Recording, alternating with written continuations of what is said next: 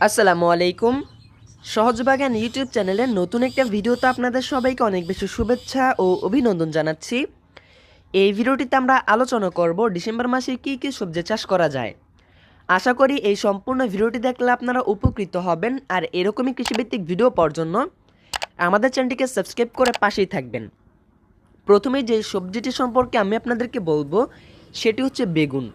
বেগুন সারা বছরই চাষ করা যায় এবং একটি বেগুন গাছ থেকে সারা বছরই ফলন পাওয়া সম্ভব। আপনার ইচ্ছা করলে বাড়ির আঙিনা, ছাদের টব এবং মাঠ জমিতেও বেগুন চাষ করতে পারেন। বেগুনের উল্লেখযোগ্য কয়েকটি জাতের মধ্যে রয়েছে ইসলামপুরি, খটখটিয়া এবং লাফা। ক্যাপসিকাম, আপনার ইচ্ছা করলে শীতের এই সময়টিতে ক্যাপসিকামের চাষ শুরু করতে পারেন। 8 থেকে 10 ইঞ্চি টবে একটি করে ক্যাপসিকামের চারা রোপণ করা যাবে। এভাবে আপনারা বাড়ির আঙিনা ও ছাদের টবে ক্যাপসিকামের চাষ করতে পারেন।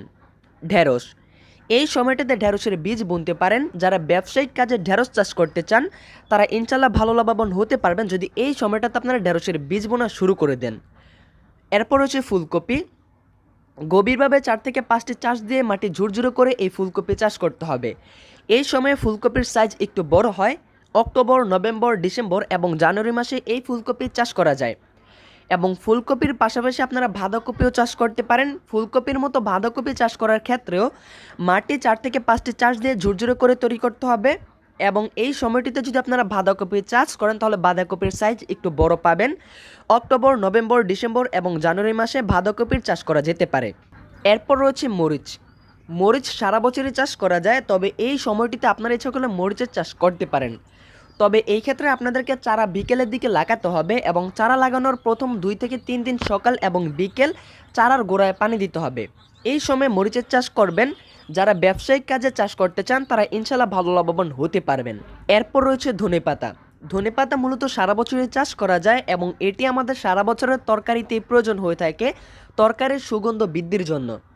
তো আপনারা যারা ধনেপাতা চাষ করতে চান তারা অবশ্যই ছায়াযুক্ত স্থানে ধনেপাতা চাষ করার চেষ্টা করবেন, তাহলে ইনশাল্লাহ একটু বেশি ফলন পাওয়া সম্ভব। তবে এই সময়টাতে যদি আপনারা ধনেপাতা চাষ করেন তাহলে পাতাগুলো খুবই সতেজ এবং সুন্দর পাবেন। তারপর রয়েছে গাজর। গাজর চাষের জন্য ভালোভাবে মই ও চাষ দিয়ে মাটি তৈরি করতে হবে এবং অবশ্যই জমির মাটি ঝুরঝুরে থাকতে হবে। এত করে গাজরের ফলন ইনশাল্লাহ ভালো হবে।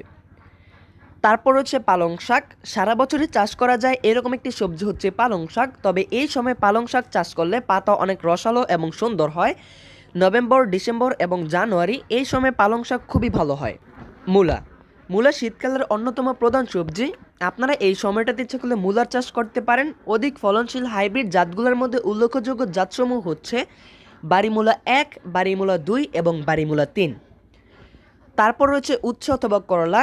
আপনার ইচ্ছা করলে এই সময়টাতে উচ্ছে অথবা করলার চাষ করতে পারেন। ভালো ফলন পেতে হলে সারাদিন রোদ পায় এবং পর্যাপ্ত সেচের ব্যবস্থা রয়েছে এরকম স্থানে করলা চাষ করা উচিত। করলা চাষের সবচেয়ে জনপ্রিয় জাত হচ্ছে বাড়ি করলা 1। তারপর আপনারা সিম চাষ করতে পারেন। শীতকালে বিশেষ চাহিদা সম্পূর্ণ সবজি হচ্ছে সিম। এই সময় সিম চাষ করলে ফলন বেশি পাওয়া যায়। কোনো অবস্থাতেই গাছের গোড়ায় পানি যাতে না জমে সেদিকে খেয়াল রেখে সিম চাষ করতে হবে, তাহলে ইনশাল্লাহ ভালো লাভবান হওয়া যাবে। এরপর হচ্ছে মিষ্টি কুমড়া। আমাদের দেশের চাষযোগ্য জমিতে ও বাড়ির আঙিনায় মিষ্টি কুমড়ার চাষ হয়। আবার আপনারা ইচ্ছা করলে টবেও এই মিষ্টি কুমড়ার চাষ করতে পারেন। এই সময়টিতে আপনারা মিষ্টি কুমড়া চাষ করলে ইনশাল্লাহ ভালো লাভবান হতে পারবেন এবং ভালো ফলন পাবেন। তারপর হচ্ছে বরবটি।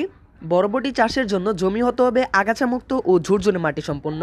বরবটির জাতের মধ্যে ক্যাগরনাটকি ও লালবেনি জাতের ফলন সবচাইতে বেশি হয় এবং আপনার ইচ্ছা করলে এর পাশাপাশি রসুন ও পেঁয়াজও চাষ করতে পারেন। এই সময়টিতে আপনারা ইউটিউবে সার্চ করতে পারেন যে কীভাবে রসুন অথবা পেঁয়াজ চাষ করতে হয়। সেখানে আপনারা অনেক ভিডিও পাবেন, সেখানে আপনারা চাষ পদ্ধতি জেনে তারপর রসুন এবং পেঁয়াজ চাষ করতে পারবেন।